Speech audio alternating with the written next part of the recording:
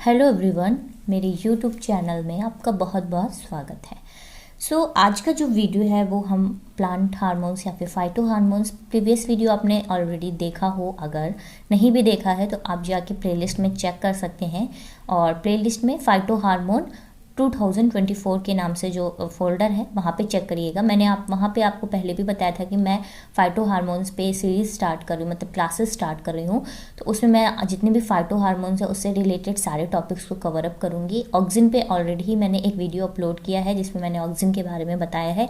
आज के वीडियो में हम ऑक्सिन की सिंथेसिस या सिग्नलिंग जो चलती है वो कैसे चलती है उसके बारे में पढ़ेंगे। So let's start the video. आप पहले जाके ऑक्सिन का बेसिक पढ़ लीजिएगा, उसके बाद सिग्नलिंग के बारे में पढ़ेंगे। तो सबसे पहले ऑक्सिन के सिग्नलिंग को स्टार्ट करने से पहले हम एक जो हमने पिछला वीडियो पढ़ा था उसमें देख लेते कि ऑक्सिन क्या होता है। ऑक्सिन एक फर्स्ट प्लांट हार्मोन या जिसको फाइटो हार्मोन कहते हैं, जो प्लांट्स में प्रेजेंट होता है। कहाँ पे? प्लांट पे बहुत सारे रीजन्स पे प्रेजेंट होता है, बट प्राइमरी बेसिस में ये एपिकल रीजन में प्रेजेंट होता है। ठीक है, प्लांट को इलोंगेशन करने में, जो प्लांट्स के सेल्स होते हैं उनकी इलोंगेशन में ये हेल्प करता है, एपिकल डोमिनेंस जिसको कहते हैं। तो ऑक्सिन का क्या जो है, ऑक्सिन को क्या कहेंगे? टू इंक्रीज, यानी कि प्लांट्स को इंक्रीज कराने में इसका रोल, एक इम्पॉर्टेंट रोल होता है। अब ऑक्सिन की सिग्नलिंग कैसे चलती है? तो जब हम सिग्नलिंग की बात करते हैं तो सिग्नलिंग में आ जाते हैं रिसेप्टर्स, लाइगेंड्स आते हैं, इनहिबिटर्स आते हैं, ट्रांसक्रिप्शन फैक्टर्स आते हैं। तो सबसे पहले ऑक्सिन की सिग्नलिंग की बात करें तो हम सबसे पहले लाइगेंड को देखेंगे। जो ऑक्सिन का लाइगेंड है वो ऑक्सिन खुद होता है। ठीक, अब लाइगेंड और रिसेप्टर कैसे वर्क करते हैं? लाइगेंड और रिसेप्टर जो है हम सेल सिग्नलिंग में पढ़ते हैं। लाइगेंड और रिसेप्टर पे भी मैं ऑलरेडी वीडियो अपलोड कर चुकी हूँ जिसमें मैंने आपको बहुत ही बेसिक बताया है कि लाइगेंड क्या होता है, रिसेप्टर क्या होता है और ये किस तरह से वर्क करते हैं। रिसेप्टर क्या होता है? रिसेप्टर जो है, लाइगेंड जब आके रिसेप्टर से बाइंड करता है तब रिसेप्टर का एक्टिवेशन होता है। एक तरह से सरफेस प्रोटीन होता है। ठीक, बात करें सिग्नलिंग में तो लाइगेंड जो है ऑक्सिन है, रिसेप्टर होता है सॉल्युबल फॉर्म में रिसेप्टर होता है जो होता है TIR1/AFB125ABP1, यानी कि ऑक्सिन बाइंडिंग प्रोटीन 1। और TIR1 है ये इंट्रा सेलुलर सॉल्युबल रिसेप्टर है, ट्रांसपोर्ट इनहिबिटर रिस्पॉन्स 1। तो रिसेप्टर या तो TIR1, AFB125, ABP1 किसी भी नाम से एग्जाम में आ सकता है, पूछता है। मोस्टली ये TIR1 से पूछते हैं और इससे भी पूछते हैं।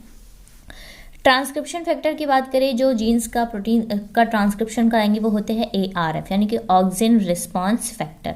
यहाँ पे जो इनहिबिटर होता है वो होता है OX/IAA जिस प्रोटीन। ठीक, इस पूरे को ही हम इनहिबिटर में कंसीडर करेंगे। ऐसा नहीं कि स्लैश लगा तो ये या ये नहीं, पूरा ही इतना जो होता है पोर्शन ये पूरा इनहिबिटर है।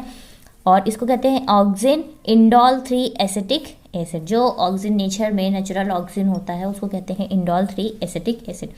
अब बात करते हैं सिग्नलिंग कैसे चलती है। तो सिग्नलिंग पाथवे होता है E3 यूबिक्विटिन 26S प्रोटोलिसिस सिस्टम।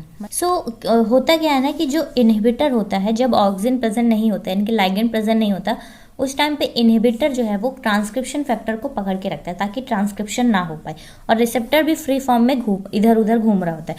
लेकिन जैसे ही लाइगेंड आता है, ऑक्सिन आता है, तो ये क्या होता है कि इनहिबिटर जो होता है इसको ये E3 यूबिक्विटिन 26S प्रोटोलिसिस सिस्टम में भेज दिया जाता है।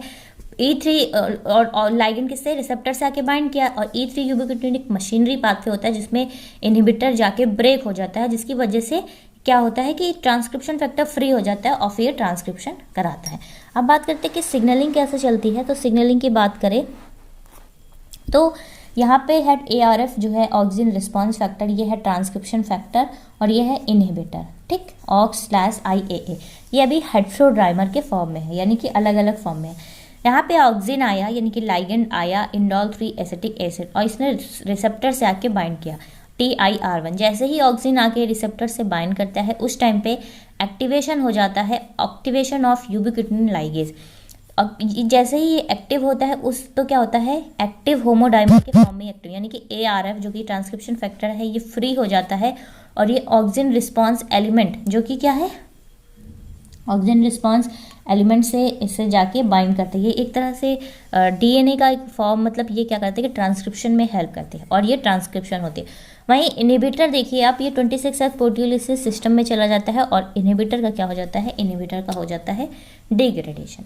तो सिग्नलिंग पाथवे जो है बहुत ही छोटा सा है, सिर्फ आपको यहाँ पे रिसेप्टर को लर्न करना है, ट्रांसक्रिप्शन फैक्टर क्या होते हैं, लाइगेंड्स कौन से होते हैं, कौन सी सिग्नलिंग यहाँ पे चलती है। बहुत ही छोटा सा है ऑक्सीजन का सिग्नलिंग। उसके बाद ऑक्सीजन में अभी हमें ऑक्सीजन ट्रांसपोर्ट के बारे में भी पढ़ना है कि ऑक्सीजन का ट्रांसपोर्ट कैसे होता है, पोलर ट्रांसपोर्ट कैसे वर्क करते हैं और ऑक्सीजन के फंक्शंस क्या होते हैं। सो अभी हम ऑक्सीजन के फंक्शंस को भी इसी वीडियो में कवर अप करेंगे। उसके बाद नेक्स्ट वीडियो में हम ऑक्सीजन का ट्रांसपोर्ट पढ़ेंगे। बात करते हैं ऑक्सीजन के फंक्शंस की कि कौन कौन से फंक्शंस होते हैं, और ये सारे ही फंक्शन बहुत इंपॉर्टेंट है। सबसे पहला फंक्शन होता है सेल इलोंगेशन में या सेल एक्सपेंशन में हेल्प करता है। Cell elongation of stem and coleoptile by activation of protein expansins. ठीक, तो जो प्लांट्स की सेल्स होती हैं उसके इलोंगेशन और उसके एक्सपेंशन में जो है ये स्टेम के इलोंगेशन और कोलेप्टाइल रीजन के इलोंगेशन में हेल्प करता है। वेस्कुलर डिफरेंशिएशन में हेल्प करता है। लो ऑक्सीजन कंसंट्रेशन, यानी कि ये जब ऑक्सीजन का वेस्कुलर डिफरेंशिएशन क्या होगा, ये जाइलम और फ्लोएम की बात हो रही है यहाँ पे। अगर ऑक्सीजन का कंसंट्रेशन लो होता है तो ये इंड्यूस करता है फ्लोएम के डिफरेंशिएशन को। अगर ऑक्सीजन का कंसंट्रेशन हाई होता है तो ये इंड्यूस करता है जाइलम और फ्लोएम दोनों के डिफरेंशिएशन को। थर्ड इंपॉर्टेंट फंक्शन है पार्थिनोकार्पी। पार्थिनोकार्पी क्या होता है, the development of fruit without fertilisation. ऐसा फ्रूट का डेवलपमेंट जो फर्टिलाइजेशन के बिना फ्रूट का डेवलपमेंट हो रहा है उसको कहते हैं parthenocarpy. It is a induction of seedless fruits by plants hormones. The 3 compounds यहाँ पे यूज हो रहे हैं, इंडोल 3 एसिटिक एसिड जो कि है oxygen, indole butyric acid and naphthalene acetic acid. मैंने जब आपको ऑक्सीजन का पहला वीडियो बताया था उसमें मैंने आपको सिंथेटिक ऑक्सीजन और नेचुरल ऑक्सीजन के बारे में बताया था। यही है वो सिंथेटिक और नेचुरल ऑक्सीजन इनका बहुत यूज होता है। तो पार्थिनोकार्पी जो सीडलेस फ्रूट्स होते हैं उस नेक्स्ट जो फंक्शन है वो आ जाता है यूज्ड एज हर्बिसाइड्स। हर्बिसाइड्स ऐसे यूज़ किया जाता है उसको ऑक्सीजन को। ठीक है, ये डिफरेंट ऑक्सीजन के नाम हैं जो एज अ हर्बिसाइड्स यूज़ होते हैं। 2,4 डाइक्लोरोफेनॉक्सी एसिटिक एसिड, 2-मेथॉक्सी 3,6 dichlorobenzoic acid, amino 3,5,6 trichloropicolinic acid. As uh ये सारे जो है हर्बिसाइड्स यूज़ करे जाते हैं, ये सारे सिंथेटिक ऑक्सीजन्स होते हैं। नेक्स्ट एम्ब्रियोजेनेसिस में हेल्प करता है ऑक्सीजन और एपिकल डोमिनेंस में, ये जो है सबसे इंपॉर्टेंट फंक्शन है। Auxin plays a role in maintaining apical dominance. Most plants have lateral buds. जो लेटरल बर्ड्स होती है बहुत सारे प्लांट्स में जिनको एक्सिलरी बर्ड्स कहते हैं, लोकेटेड एट नोड्स में। ठीक है, अभी हम आपको पूरी तरह से समझाएंगे। Buds are in dormant state, auxin maintains this dormancy. Buds जो होती हैं डोमिनेंट स्टेट्स में होती हैं, तो ये जो ऑक्सीजन का काम होता है इन बर्ड्स को क्या करता है, डोरमेंसी प्रोवाइड कराता है। As long as sufficient auxin is produced by the apical meristem the lateral buds remain dormant. ठीक, यानी कि ऑक्सीजन क्या करता है कि ये एपिकल डोमिनेंस को मेंटेन करने में हेल्प करता है। जो मोस्ट प्लांट्स होते हैं उनमें जो लेटरल बर्ड्स होती हैं साइड में जो उनको कहते हैं, वो बर्ड्स लोकेटेड होती है नोड्स में, और बर्ड्स क्या होती है डॉर्मेंट स्टेट में होते हैं। इनको मेंटेन करने का काम डॉर्मेंसी का जो होता है ऑक्सीजन का होता है। अगर सफिशिएंट अमाउंट में ऑक्सीजन जो है प्रोड्यूस रहा तो ये लेटरल बर्ड जो है डॉर्मेंट स्टेट में ही रहती है। If the apex of shoot is removed, अगर हम शूट के एपिक्स को रिमूव कर दें, so the auxin is no longer produce and this will cause the lateral buds to break their dormancy and begin to grow. क्या बोली गई है कि जैसे ये ऑक्सीजन है, सॉरी ये प्लांट है, तो ये वाला रीज़न जो है ये क्या बोली गई है, लेटरल बर्ड्स के बाद बोली गई है। तो ये ऑक्सीजन जो है ये बहुत ज़्यादा प्लांट जो है बहुत ज़्यादा घना ना हो जिसको कहते हैं, उसको ये जो होता है इसको डॉर्मेंसी प्रोवाइड करता है। लेकिन एक एक्सपेरिमेंट किया गया कि जब ये वाली ऑक्सीजन यहाँ पे प्रेजेंट है एपिकल रीजन में, इसको रिमूव कर दिया गया, यानी कि इसको कट करके ऑक्सीजन रिमूव कर दिया गया, तब देखा कि ये एपिकल डॉर्मेंसी जो है ब्रेक हो जाती है, जिसकी वजह से प्लांट्स जो है साइड से बहुत ज़्यादा ग्रोथ करने लगता है। सो ये हो गया इंपॉर्टेंट फंक्शन ऑक्सीजन का। तो टोटल हमने 6 फंक्शंस के बारे में आज वीडियो में पढ़ा। ऑक्सीजन के और ऑक्सीजन की सिग्नलिंग कैसे होती है इसके बारे में पढ़ा।